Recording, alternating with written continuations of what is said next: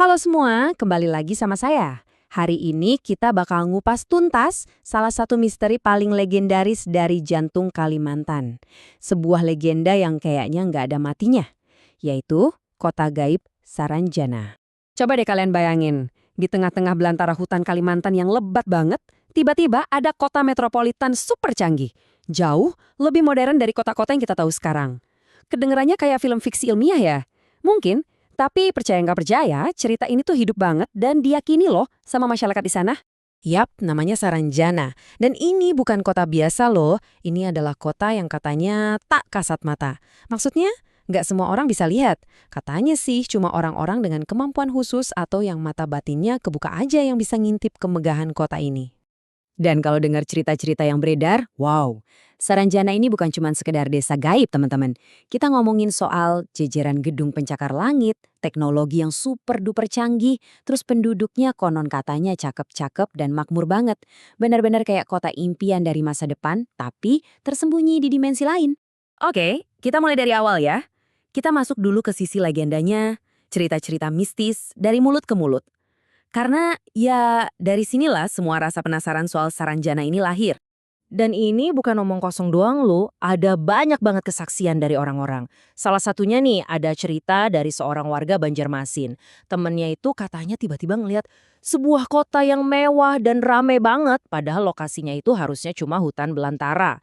Nah, pengalaman-pengalaman kayak gini nih yang bikin legenda Saranjana awet banget dari dulu sampai sekarang. Tapi pertanyaannya kan, apa benar ini semua cuma mitos doang? Cuma dongeng pengantar tidur? Nah, disinilah ceritanya jadi makin seru dan jujur aja makin bikin bingung. Siap-siap ya?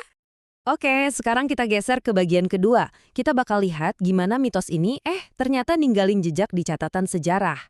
Dan di titik inilah kita semua mulai mikir, loh jangan-jangan Saranjana itu beneran ada ya?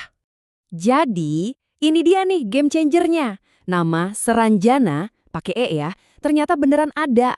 Tertulis di beberapa dokumen kuno dari zaman Hindia Belanda. Yang paling terkenal itu peta buatan Salomon Muller, seorang naturalis Jerman dari tahun 1845.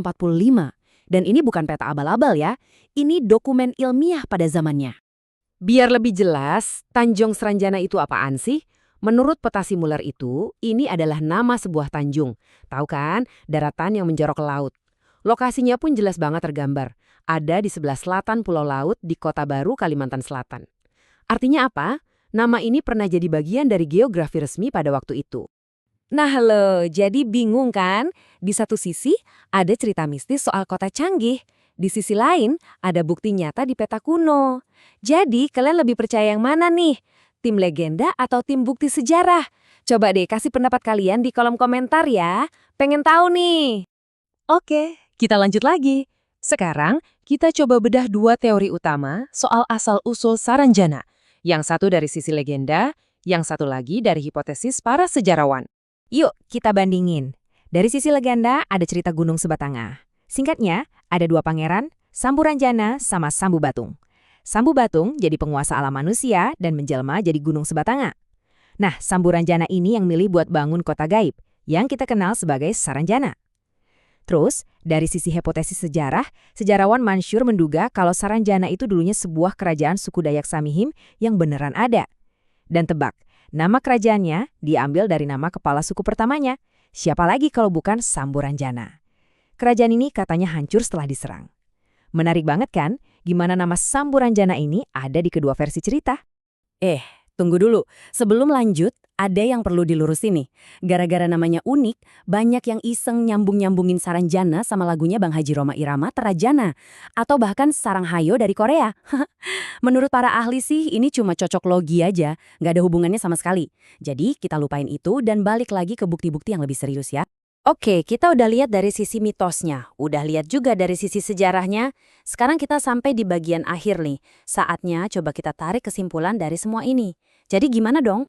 Satu hal penting yang perlu kita pegang, bahkan penjelasan sejarah yang paling kuat pun, menurut Pak Mansur, statusnya itu masih hipotesis. Artinya, ini cuma dugaan sementara. Dugaan ilmiah terbaik yang kita punya saat ini, tapi bisa banget berubah kalau nanti ada bukti baru yang muncul. Jadi, misterinya ini bener-bener belum selesai. Dan inilah yang bikin Saranjana itu, wow, menarik banget. Coba kita rangkum ya inti misterinya. Pertama, namanya tercatat di peta sejarah, tapi anehnya nggak ada di peta modern. Kedua, ceritanya hidup banget di masyarakat. Ketiga, ada dugaan ini adalah kerajaan yang hilang.